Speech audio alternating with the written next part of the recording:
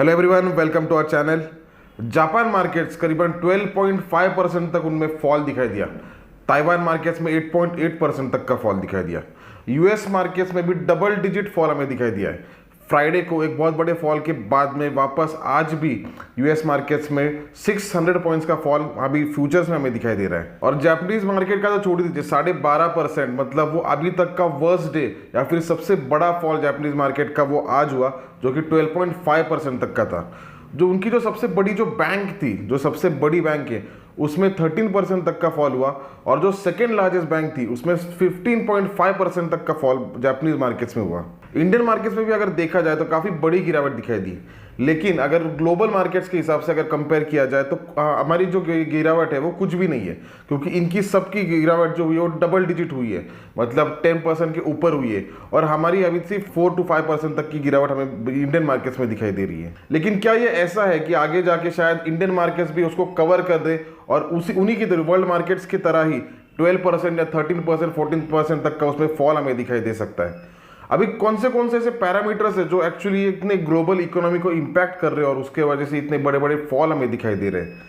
तो एक बड़े जो सबसे बड़े बड़े पैरामीटर्स है, तो उनको हम डिस्कस करेंगे इस वीडियो में और समझने की कोशिश करेंगे क्या उनका इम्पैक्ट इंडियन मार्केट्स पर कैसे रह सकता है, और आगे जाके इंडियन मार्केट्स में क्या उतनी बड़ी गिरावट हमें दिखाई दे सकती है या फिर उतनी बड़ी गिरावट हमें नहीं दिखाई दे सकती है और वापस बाउंस बैक इंडियन मार्केट्स में हमें दिखाई भी दे सकता है। अभी सबसे पहला जो पॉइंट है वो ये है कि जो ईरान और इजराइल में जो टेंशन चल रहे हैं, क्योंकि अभी फिलहाल ही में इजराइल ने स्ट्राइक करके हमास के जो कमांडर थे उनको मार दिया था, इस्माइल हानिये करके। और उसके बाद में ईरान ने इजराइल को वार्निंग दी थी, क्योंकि ईरान में आने के बाद इजराइल ने ये अटैक किया था, मतलब ईरान के ग्राउंड पर किया था। तो उन्होंने ये वार्निंग दी थी कि काफ़ी बड़ा इसमें हम रिवेंज लेने वाले और काफ़ी बड़ा अटैक जो अभी तक कभी इजराइल ने नहीं देखा है, तो वैसा अटैक हम उसमें करने वाले।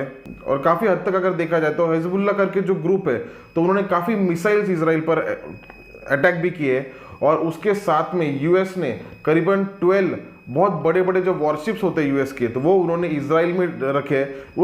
उनका रीज़न बेसिकली यही है कि इजराइल को प्रोटेक्ट करना। और काफ़ी जो एयरशिप्स भी जो होते हैं या फिर जो फाइटर जेट्स होते हैं वो भी काफ़ी यूएस ने डिप्लॉय किए इजराइल में, उनको प्रोटेक्ट करने के लिए ईरान की तरफ से। और इस वार्निंग के बाद इजराइल में पूरी इलेक्ट्रिसिटी बंद हो चुकी है और इजराइल ने यह कहा कि हम भी उस अटैक के लिए रेडी है।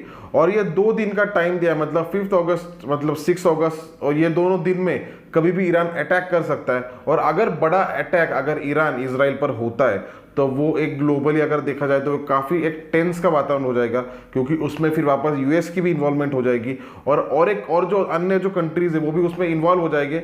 और कभी भी वॉर सिचुएशन या फिर वॉर लाइक सिचुएशन जो होते हैं वो इकोनॉमी के लिए काफ़ी ख़राब होते हैं। और अगर ऐसा कुछ होता है तो बहुत बड़े मार्केट में फॉल हमें दिखाई दे सकते हैं। और इसी टेंस के वातावरण की वजह से हमें बड़े बड़े फॉल्स मार्केट में दिखाई दे रहे हैं, क्योंकि ये क्रूशल लेवल अभी वेट एंड वॉच की बात है कि 2 दिन में क्या होता है। अगर बड़ा कुछ होता है तो फिर वो काफ़ी प्रॉब्लमेटिक हो सकता है, और अगर कुछ नहीं होता है, जैसे कि यूएस कोशिश कर रही है कि कुछ हद तक उनका शॉर्ट हो जाए या फिर बड़े कुछ इसमें मूवमेंट आगे ना हो, अगर वैसा कुछ अगर होता है तो फिर वो अच्छी बात रहेगी। तो अभी हमारा उसी पर ध्यान रहेगा कि क्या और आगे ये एस्केलेट होता है या फिर यहाँ पे ये रुक जाता है। और यूएस को अगर देखा जाए तो यूएस इस इशू में भी इन्वॉल्व है। और उसी के साथ में जो दूसरा जो बड़ा पैरामीटर है वो ये है कि यूएस में रिसेशन का डर वापस आ चुका है। और ये डर करीबन निकल गया था, 1.5-2 साल से वो बात नहीं चल रही थी, लेकिन वापस जो जॉब्स डेटा आए हैं तो उसमें यही दिखाई दे रहा है कि यूएस की इकोनॉमी काफ़ी स्लो डाउन आ सकता है और शायद रिसेशन के चांसेस आ सकते हैं।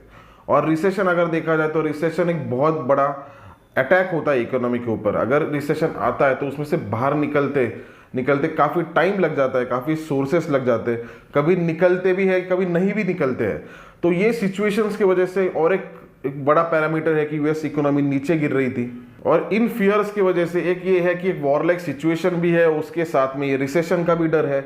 और जापान में भी अगर देखा जाए तो जापान में इतने बड़े बड़े फॉल्स क्यों हो रहे हैं, क्योंकि जापान में अभी जहाँ पे हर जगह इन्फ्लेशन चल रहा था वहाँ पे डिफ्लेमेशन चल रहा था। और उसी के कारण जापान ने अभी जो इंटरेस्ट रेट्स थे उनके बढ़ा दिए थे। और इंटरेस्ट रेट जब से हाइक हुए तो उसमें से एक जो उनका जो डॉलर है या फिर येन जो है, येन करके जो करेंसी है उनकी, वो काफ़ी नीचे गिर चुकी थी। और उसके कारण एक जो सबसे बड़ा जो इम्पैक्ट था कि इंपोर्टर्स और एक्सपोर्टर्स जो होते हैं तो उन पर बहुत बड़ा इम्पैक्ट होता है, या फिर जो भी मार्केट में जो भी एक्टिव मेंबर्स होते हैं, बड़े बड़े इंस्टीट्यूशंस होते हैं, तो उनको ये बहुत बड़ा इम्पैक्ट होता है क्योंकि काफ़ी कुछ चीज़ें महंगी हो जाती है। और उसी के कारण अगर देखा जाए तो फिर लोग जो है जापानीज मार्केट में इतना फॉल दिखाई दे रहा है, और वहाँ पे इंटरेस्ट रेट जो तो पहले से कम है, तो उसकी वजह से हो क्या रहा है कि लोग वहाँ से एक लोन लेते हैं। मतलब मान लीजिए अगर इंटरेस्ट रेट यहाँ पे कम है जापान में, तो जापान से लोन लेंगे क्योंकि इंटरेस्ट रेट्स कम है, और उस पैसे को दूसरे कंट्रीज में या फिर दूसरे इकोनॉमीज में इन्वेस्ट करेंगे जहाँ पे उनको ज़्यादा रेट ऑफ इंटरेस्ट मिलेगा। और ये चीज़ों की वजह से और जापानीज मार्केट में बड़े बड़े फॉल यहाँ पे दिखाई दे रहे हैं। लेकिन ये सारे सिचुएशंस में इंडियन मार्केट्स का क्या स्टैंड है, तो उन चीज़ों को भी हम इसमें डिस्कस करेंगे। और अगर आपको वीडियो या कंटेंट ये आपको वैल्यूएबल लगता है तो चैनल को सब्सक्राइब जरूर कीजिए और वीडियो को लाइक जरूर कीजिए। और आपके अगर कुछ रिकमेंडेशन हो गए तो आप हमें कमेंट बॉक्स में बता सकते हैं। तो अभी हम ये डिस्कस करेंगे कि कैसे इन चीज़ों का इंडियन मार्केट्स पर क्या इम्पैक्ट है। अगर इजराइल और ईरान का अगर एस्केलेट होता है तो वैसे अगर देखा जाए तो इंडिया का उसमें कुछ भी रोल नहीं है। इंडिया ना इजराइल की तरफ से है ना ईरान की तरफ से है, इंडिया हमेशा पहले से न्यूट्रल रही है, तो उसका बहुत बड़ा इम्पैक्ट मुझे नहीं लगता इस पर हो सकता है। जितना ग्लोबली होगा तो उसमें सबसे कम इंडिया पे होना चाहिए। दूसरी बात जो जापानीज मार्केट्स का है तो उसका इम्पैक्ट भी इंडियन मार्केट्स पर इतना नहीं है।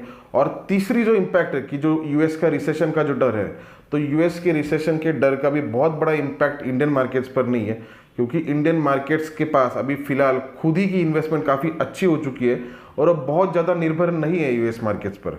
हाँ, कुछ हद तक अगर आईटी अगर देखा जाए तो आईटी का इम्पैक्ट हो सकता है, क्योंकि आईटी का काफ़ी ज़्यादा जो रेवेन्यू होता है वो यूएस से आता है, या फिर यूएस में जो हमारी बड़ी बड़ी जो कंपनीज है वो ज़्यादा करके मेजरली उनका जो काम है वो अमेरिका में है, तो उसके कारण उसको इम्पैक्ट हो सकता है। और उसी के कारण निफ्टी आईटी में बहुत बड़े फॉल्स दिखाई दे रहे हैं। लेकिन वैसे अगर देखा जाए बाकी किसी चीज़ में बहुत ज़्यादा इम्पैक्ट इंडियन मार्केट्स पर नहीं होगा। लेकिन एक जो डर जो चल रहा है कि 2008 में जैसे वो बहुत बड़ा क्राइसिस हुआ था यूएस में, जब रिसेशन आ चुका था, तब उसमें करीबन 70% तक इंडियन मार्केट्स में फॉल दिखाई दिया था। तो वापस अभी यही लग रहा है लोगों को कि वापस अगर वैसे बड़ा उतना बड़ा अगर फॉल होता है तो फिर क्या होगा, या फिर रिसेशन अगर आता है तो फिर कैसे इंडिया। लेकिन मुझे नहीं लगता तभी जो इम्पैक्ट इंडिया पर होता था यूएस का उतना इम्पैक्ट अभी नहीं होता है। और उसी के साथ में और एक बात अगर देखी जाए तो 2008 में जितना फॉल हुआ था वो उतना 2010 में वापस रिकवर हो चुका, और उसके बाद में इंडियन मार्केट्स में बहुत बड़े बड़े हमें राइज दिखाई दिए। तो ऐसी जो इंस्टेंस होते हैं ये इसको अपॉर्चुनिटी की तरह से देखना चाहिए, क्योंकि मार्केट खत्म होने वाला नहीं है, और हम ना इजराइल है ना ईरान है, हमारा इसमें कुछ रोल नहीं है, और रिसेशन भी हमारे पास नहीं है, वो यूएस में है। तो ऐसी कुछ चीज़ें बहुत बड़ी इंपैक्ट होने लायक नहीं है। तो मुझे ऐसे लगता है इन्वेस्टर्स जो हो तो उनके लिए अपॉर्चुनिटी होगी, और इस अपॉर्चुनिटी को सीज करना चाहिए, क्योंकि ऐसे ही अपॉर्चुनिटीज आपको सस्ते में माल दे सकते हैं या फिर सस्ते में माल ले सकते हो, और कुछ हद तक अगर होल्ड करने के बाद आपके उसमें अच्छे प्रॉफिट्स भी हो सकते हैं। तो ये सारा मेरा पॉइंट ऑफ व्यू रहेगा, और आई होप ये वीडियो आपके लिए बेनिफिशियल रहे और आपके जो डाउट्स थे इस सर्कमस्टांसेस को लेकर वो आपके क्लियर हो चुके होंगे। आई होप ये वीडियो आपको बेनिफिशियल रहे। धन्यवाद।